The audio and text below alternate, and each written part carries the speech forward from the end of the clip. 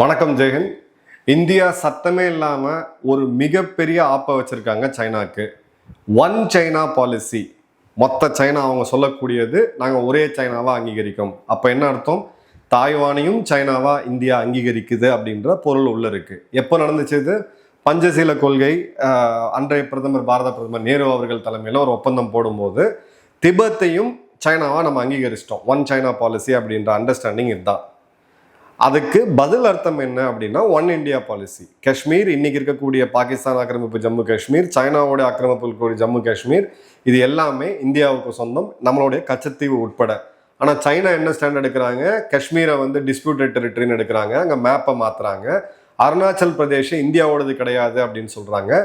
நேபாளில் இருந்து தோக்லாம் வரைக்குமான ஏரியாவும் இந்தியாவோடது இல்லைன்னு சொல்கிறாங்க. ஆனால் இன்னி வரைக்கும் இந்த ஒன் சைனா பாலிசியில் நம்ம இருக்கோம். ஒரு சில இடங்கள்ல நம்ம மென்ஷன் பண்ண மாட்டோம், ஒன் சைனா அப்படின்றத அங்கீகரிக்க மாட்டோம். பட் அஃபிஷியலா ஒன் சைனா பாலிசியை இந்தியா நிராகரிக்குது அப்படின்னு சொல்லி இது நாள் வரை சொல்ல இந்த வரலாற்று நிகழ்வு தான் இப்ப மாறி இருக்கு.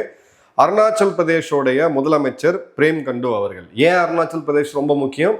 இது நம்ம திபெத்தை ஒட்டி இருக்கக்கூடிய ஒரு எல்லை மாநிலம். சைனா தன்னோடதா சொந்தம் கொண்டாடக்கூடிய ஒரு மாநிலம் இது. அவர் என்ன பேசியிருக்காரு அப்படின்றத பாருங்க. பிடிஐக்கு கொடுத்த ஒரு இன்டர்வியூல ஜூலை 9 அவர் வார்த்தையை சொன்னார். If you look at the map, none of the Indian states directly share a border with China, we share a border with Tibet only. நீங்க இந்தியாவோடைய வரைபடத்தை நல்லா பாருங்க.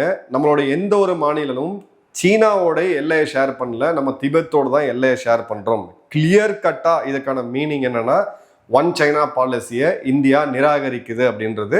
பட் இதை மத்திய அரசாங்கம் சொல்லலை, பட் ஒரு மாநில முதலமைச்சர் சொல்றதில்ல, அதுவும் எல்லை மாநிலத்தோட முதலமைச்சர் சொல்றதுல வெயிட்டேஜ் நிறைய இருக்கு. அவர் என்ன சொன்னார் அப்படின்றத ஃபுல்லோ டீட்டெயிலாக பார்ப்போம். பிடிஐயோட எடிட்டர் இன் சீஃப் திரு விஜய் ஜோஷி அவர்களுக்கு ஒரு பேட்டி கொடுக்குறாரு. ஒரு ஆன் கேமரா கனெக்ஷன்ல இந்த வார்த்தையை சொல்றாரு. இந்தியாவோடைய எல்லை அப்படின்றது திபெத் கூட தான் இருக்கே தவிர சைனாவுக்கிட்ட இல்லை அப்படின்ற போது திபெத் ஒரு தனி நாடு, திபெத் ஒன் சைனாவை சேர்ந்த ஒரு பகுதி கிடையாது அப்படின்றாரு. அதுல என்ன சொல்றாருன்னா 1200 கிலோமீட்டர் பார்டர் நம்ம கிட்ட திபெத் கூட இருக்கு, 550 கிலோமீட்டர் மியான்மார் கூட, 150 கிலோமீட்டர் பூட்டான் கூட, சீனா கூட நேரடியான எல்லை இந்தியாவுக்கு இல்லை அப்படின்றதும். அதே மாதிரி 1950 இருந்து திபெத் சைனாவோட ஆக்கிரமிப்புல இருக்கு, அதை நம்ம மறுக்க முடியாது. ஆனா நம்மளுடைய எல்லை அப்படின்றது திபெத் கூட தான் இருக்கே தவிர சீனா கூட இல்லை அப்படின்ற வார்த்தையை சொல்றாரு. அதே மாதிரி பாத்தீங்க அப்படின்னா அருணாச்சல் பிரதேசம் அப்படின்றது திபெத் மக்களோட கலாச்சார ரீதியா, ஆன்மீக ரீதியா, வர்த்தக ரீதியா பல ஆயிரம் வருஷங்களா தொடர்புல இருக்குது. இது சைனீஸ் கிளைமை கம்ப்ளீட்டா டிஸ்மேண்டில் பண்ணக்கூடிய ஒரு பேச்சு. அதன் பிறகு பாத்தீங்க அப்படின்னா சைனாவோடைய 5th ரீநேமிங் கோவிட் காலத்தில் ஆரம்பித்து 30 லொக்கேஷனை, அருணாச்சல் பிரதேஷில் இருந்த லொக்கேஷனை மேண்டரின் மொழியில் மாற்றினது. இந்த ரிமார்க்குக்கு பதிலாக தான் இவர் இந்த வார்த்தையை சொல்கிறாரு அப்படின்றத பார்க்குறோம். இந்த ஸ்டேட்மெண்ட் ஏன் ஒரு ஜியோ பொலிட்டிக்கல் எக்ஸ்ப்ளோசிவ் அப்படின்ற காரணங்களை பார்க்கலாம். ஒரு இந்தியன் கான்ஸ்டியூஷன் அத்தாரிட்டி, அதாவது இந்தியாவுடைய அரசியல் சாசனத்துக்கு உட்பட்ட ஒரு மிக முக்கியமான ஒரு மாநிலத்தோடைய முதலமைச்சர் திபெத்தோட தான் இந்தியா எல்லையில் இருக்குது, சைனாவோட இல்லை அப்படின்னு சொல்லி நேரடியாக சொல்றது இந்திய வரலாற்றிலே இதுதான் ஃபர்ஸ்ட் முறை. அதே மாதிரி பார்த்தீங்க அப்படின்னா இந்த திபெத் இஸ் சைனா அப்படின்ற இந்த ஒன் சைனா பாலிசிக்கு கம்ப்ளீட்டா நேரெதிரான ஒரு நிலையை ஒரு கான்ஸ்டியூஷனல் அத்தாரிட்டி எடுக்கிறாரு அப்படின்றத பார்க்குறோம். அதே மாதிரி சைனா அருணாச்சல் பிரதேஷ தெற்கு திபெத் ஜங்னான் அப்படின்ற பேர்ல சொல்லுவாங்க. கிளியர் கட்டா திபெத்தே உன்னோடது கிடையாது, திபெத்துக்கும் எங்களுக்கும் தான் அரசியல், கலாச்சாரம் மற்றும் ஆன்மீக ரீதியா, வர்த்தக ரீதியா எங்களுக்கு தொடர்பு இருக்குன்னு சொல்லும் போது சைனாவோட அந்த கிளைமை கம்ப்ளீட்டா ஃபிளாட்டன் பண்றாரு அப்படின்றத பார்க்குறோம். இதுல எப்போ டைமிங் ரொம்ப ரொம்ப முக்கியம். பாலிடிக்ஸ்ல ரொம்ப ரொம்ப முக்கியமானது டைமிங். சைனாவுடைய மினிஸ்ட்ரி ஆஃப் எக்ஸ்டர்னல் அஃபேர்ஸ் இப்போதான் அந்த அருணாச்சல் பிரதேஷுக்கு உண்டான அந்த பேர்களை இவங்களா ஒரு இமேஜினரி பேரை மேண்டரின் மொழியில வச்சு ஜஸ்ட் ஒரு 15-20 நாளைக்குள்ள அவர் இதை சொல்றாரு அப்படின்றத பார்க்குறோம். அதே மாதிரி அவர் கடைசியாக கண்டு அவர்கள் என்ன சொன்னாரு அப்படின்னு பார்த்தீங்கன்னா, changing names does not alter fact. சும்மா பேர் மாத்துறதுனாலாம் உண்மை ஒன்றும் மறைஞ்சிடாது அப்படின்றாரு. இப்போ இதுல ரொம்ப முக்கியமா கவனிக்க வேண்டியது எந்த பாயிண்ட்டை நீங்க இந்த ஜியோ பொலிட்டிக்கலா கவனிச்சிங்கன்னா தான் இந்தியா எதை நோக்கி போகுது அப்படின்றது தெரியும். திபேத்தியன் புத்திசம் அவர் எங்க ட்ரேஸ் பண்றாருன்னு பார்த்தீங்கன்னா 8ஆம் நூற்றாண்டுல நலந்தா யூனிவர்சிட்டியோட ட்ரேஸ் பண்றாரு. ஸோ திபேத் மக்களுடைய அந்த பௌத்த சமயம், அந்த பிலீஃப் அப்படின்றது பீகார்ல இருக்கக்கூடிய நலந்தா யூனிவர்சிட்டியில தான் போயிருக்கு. அது 8ஆம் நூற்றாண்டுல அப்படின்ற போது சைனாவுடைய கிளைமுக்கு ஒரு பல நூற்றாண்டு முன்னாடி இருக்கக்கூடிய அந்த கிளைமை அவர் எஸ்டாப்ளிஷ் பண்றாரு. ரொம்ப ரொம்ப முக்கியமான பாயிண்ட். அதே மாதிரி தவாங்ல இருக்கக்கூடிய அருணாச்சல் பிரதேஷ் தவாங் ஒரு பியூட்டிஃபுல்லான பிளேஸ். அங்க இருக்கக்கூடிய ஒரு திபேத்திய பௌத்த மடம் மானஸ்ட்ரியில அங்க திபேத்தோடைய கனெக்ஷன் அப்படின்றது 1681ஆம் வருடத்துல இருந்து இருக்கு அப்படின்றதும், அந்த மானஸ்ட்ரிக்கு திபேத்தில் இருக்கக்கூடிய மக்கள் வழிபட்டு போயிட்டு இருக்காங்க அப்படின்றத வரலாற்று சான்றையும் அவர் சொல்றாரு.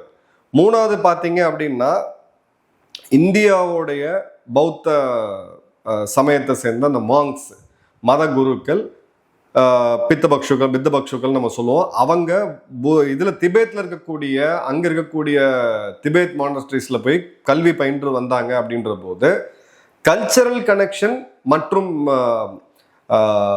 ஆன்மீக ரீதியான கனெக்ஷன் அப்படின்றத நீங்க எந்த காலத்திலையும் பிரேக் பண்ண முடியாது. ஏன்னா உலகத்தோடைய ஹிஸ்டோரியன்ஸ் முழுக்க அவ்வளோ ஆய்வுகளை செஞ்சு ஆவணப்படுத்தியிருக்காங்க அப்படின்றத பார்க்குறோம்.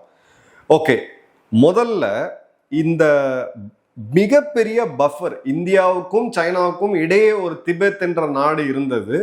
அதுவும் நம்ம கூட கலாச்சார ரீதியா, ஆன்மீக ரீதியா, வர்த்தக ரீதியா ஒரு உறவுல நல்ல ஒரு இந்தியாவுடைய ஒரு சகோதர நாடா இருந்த திபெத்தை லூஸ் பண்ணது எவ்வளோ பெரிய ஒரு செட்பேக் அப்படின்றத பார்க்கலாம். நமக்கு ஒரு மிகப்பெரிய ஜாகிரபிக்கல் பஃபரா இருந்துச்சு. எல்லையை படையெடுத்து வரணும்னா முதல்ல திபெத்தை தாண்டி தான் அவங்க உள்ள வரணும். இப்போ 1014 பிரிட்டிஷ் அதிகாரியான மெக்மோகன் லைன் அவர் போட்டது பார்த்தீங்க அப்படின்னா இந்த லைனை தான் இப்போ நம்ம line of control, actual control நம்ம சொல்லிட்டு இருக்கோம்.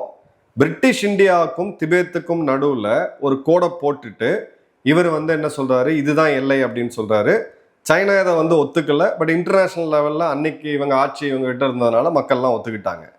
1950க்கு பிறகு நம்ம கிட்ட நேரடியான பார்டர் அப்படின்றது சைனா கிட்ட கிடையாது. திபேத்தை ஆக்கிரமித்த பிறகுதான் சைனா நமக்கு உண்டான எல்லையை வராங்க. நாம பண்ண ஒரு மிகப்பெரிய வரலாற்று பிழை என்ன அப்படின்னு பார்த்தீங்கன்னா, திபேத்தை சீனாவுடைய ஒன் சைனா பாலிசியா, சீனாவுடைய ஒரு பகுதியா இந்தியா ஏத்துக்கிட்டது, அதை அறிவிச்சது. இதை மட்டும் பண்ணாம நம்ம டிபேட்டட் இப்போ நீங்க அக்ஷய் சின் அப்படின்னு எடுத்தீங்கன்னா சைனா பாகிஸ்தான்ல சைனாவுடைய மேப் இந்தியாவை எப்படி காமிப்பாங்க, நம்மளுடைய தலைப்பகுதியான காஷ்மீர் இல்லாம காமிப்பாங்க. ஏன்னா அது இந்தியாவோடது அவங்க ஒத்துக்கல. நாம மட்டும் எதுக்கு போய் அவசரப்பட்டு திபேத்தை அவங்க பகுதியா ஒத்துக்கணும்? இந்த தவறை தான் இப்போ நம்ம ரிவர்ஸ் பண்றதுக்கான வேலையில இருக்கோம்.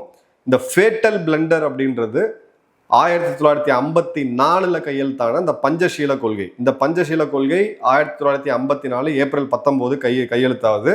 அப்போ அந்த பாப்புலர் சோகன் இந்தி சீனி பாய் பாய், நம்ம 2 பேரும் சகோதரர்கள் அப்படின்னு சொன்னாங்க. நம்மளுடைய அந்த பிரிட்டிஷ் எரா கிளைம், பிரிட்டிஷ் இருந்தபோது திபெத்தை விட்டு கொடுத்தது கிடையாது, ஆனா நாம விட்டு கொடுத்தோம், அந்த கிளைமை விட்டு கொடுத்தோம். ஸோ கம்ப்ளீட்டா அதுக்கு ரிட்டர்ன்ல என்ன வந்துச்சு, அந்த பஞ்சசீல கொள்கை நல்லா கவனிச்சிங்கன்னா பீஸ்ஃபுல் கோ எக்ஸிஸ்டன்ஸ், அமைதியா இரு நாடும் வாழணும் அப்படின்ட்டு. அதன் பிறகு 65 யுத்தம் வந்ததை நம்ம மறந்துட முடியாது. ஸோ 62 இந்த பஞ்சசீல கொள்கைக்கு கையெழுத்து போட்ட பிறகு, திபேத்தோடைய நம்ம உரிமையை விட்டு கொடுத்த பிறகு, திபேத்தை நம்ம சைனாவுடைய ஒரு பகுதியை அங்கீகரிச்சது எதுக்காக அப்படின்னா ஒரு 2 வார்த்தை அதுல, பீஸ்ஃபுல் கோ எக்ஸிஸ்டன்ஸ்ன்ட்டு.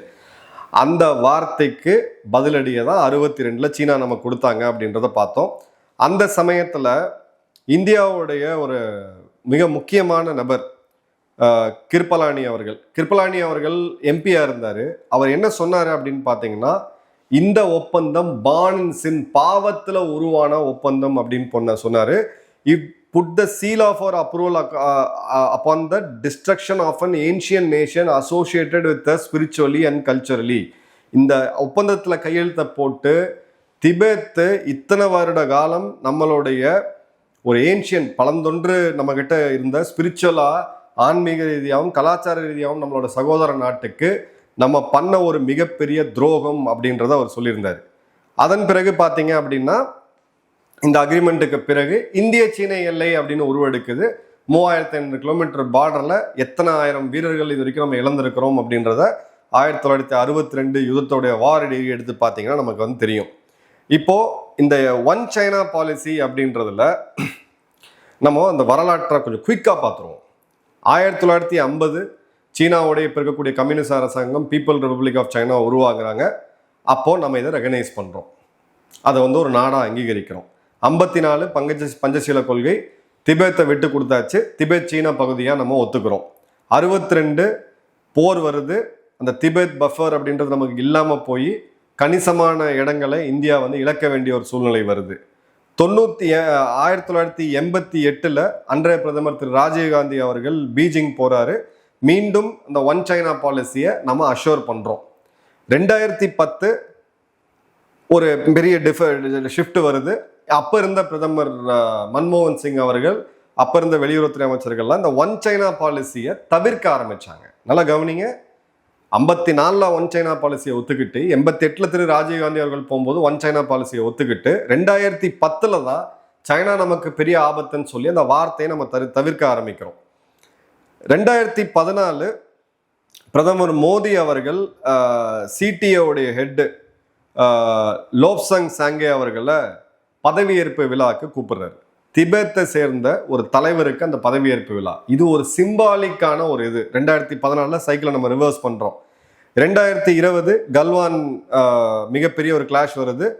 டிபெட் மீண்டும் ஹைலைட்டுக்கு வருது.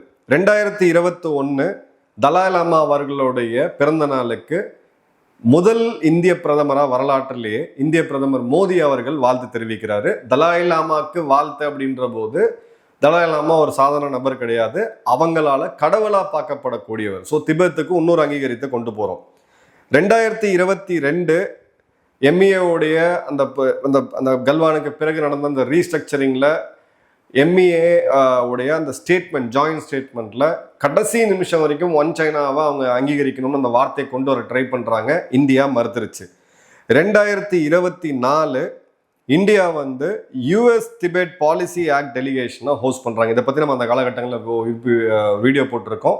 அமெரிக்கால இருந்து ஒரு பாராளுமன்ற குழு வருது, தலாய் லாமாவை அவர்களை சந்திக்க போகுது. சைனா அமெரிக்காவை விடக்கூடாது உங்க நாட்டுக்குள்ள அப்படின்னு சொல்றாங்க. ஏன்னா தலாய் லாமா சைனாவை பொறுத்த வரைக்கும் ஒரு பிரிவினைவாதி. ஸோ அந்த மீட்டிங்கை ஃபுல்லாக கம்ப்ளீட்டாக ஹோஸ்ட் பண்ணி கொடுத்தாங்க. அதன் பிறகு திபெத்தோடைய அந்த இதுன்றது அமெரிக்கா லெவலில் ஒரு குளோபல் அட்டென்ஷன். இந்தியாவும் அமெரிக்காவும் மீண்டும் இணையறாங்க ஒரு புள்ளியில் திபெத்தை பொறுத்து. 2025 ஜூலையில் 26 ஜூலையில் இப்போ பிரேம் கண்டு அவர்கள் சொல்லியிருக்காரு, இந்த இடத்துல நாங்கள் ஒன் சைனா பாலிசியை நாங்கள் இது பண்ணல, திபெத்தோட தான் நம்மளுடைய எல்லையை தவிர சைனாவோட கிடையாது அப்படின்னு சொல்லிட்டு. ஸோ நமக்கு திபெத்தில் ஒரு மிகப்பெரிய ஜியோ பொலிட்டிக்கல் காம்படிஷன் உருவாகிறதுக்கான கிளியர் சிம்பிள் இப்போ கிடைச்சிருச்சு. ஒன் சைனா பாலிசியை இந்தியா எதிர்க்கிறதுக்கான நேரம் இன்னும் வெகு விரைவில் வரும். ஸோ அன்லெஸ் ஆர் அன்டில் அவங்களுடைய ஆக்கிரமிப்பில் இருக்கக்கூடிய காஷ்மீரை கொடுத்துட்டு பாகிஸ்தான் ஆக்கிரமிப்பு காஷ்மீரில் இருக்க அந்த பகுதியை இந்தியாவோட தான் அப்படின்னு ஒத்துக்கிட்டு, இந்த அருணாச்சல்ல பேர் மாத்துறது, இந்த நூடுல்ஸ் பேர், மொமோஸ் பேர் வைக்கிறது அப்படின்றதெல்லாம் நிறுத்திட்டு இருந்தா சைனாக்கு ஏதாவது ஒரு அக்ரிமெண்ட்ல நம்ம இருக்கலாம். ஏன்னா திபெத்தை விட்டு கொடுத்து நீ மீட்டெடுக்க முடியுமா அப்படின்னா முடியாது. இப்போ அட்லீஸ்ட் இப்போதைக்கு இல்லாத போது இந்தியா நிச்சயமா ஒன் சைனா பாலிசிக்கு எதிராக போவாங்க. இந்தியா ஒன் சைனா பாலிசிக்கு எதிராக போகும் பொழுது அதில் தாய்வானும் சேர்ந்து இருக்குது. தாய்வானுடைய தூதரகங்கள் அஃபிஷியலாக இங்கே இல்லாமல் இருந்தாலும் மும்பை, பெங்களூர் போன்ற சென்னை போன்ற பல இடங்களில் தாய்வானுடைய அலுவலகங்கள் இருக்கிறது, எம்பாசியாக தான் செயல்பட்டு இருக்காங்க. சைனாக்கு ஒரு மாஸ்டர் செக்கை இப்போ இந்தியா வச்சிருக்கு. இது ஜஸ்ட் சொல்றதுனால மட்டும், ஒரு பேட்டினால என்ன நினைச்சிடாதீங்க, இதுக்கு பின்னாடி ஜியோ பொலிட்டிக்கல் காரணங்கள் நிறைய இருக்கு.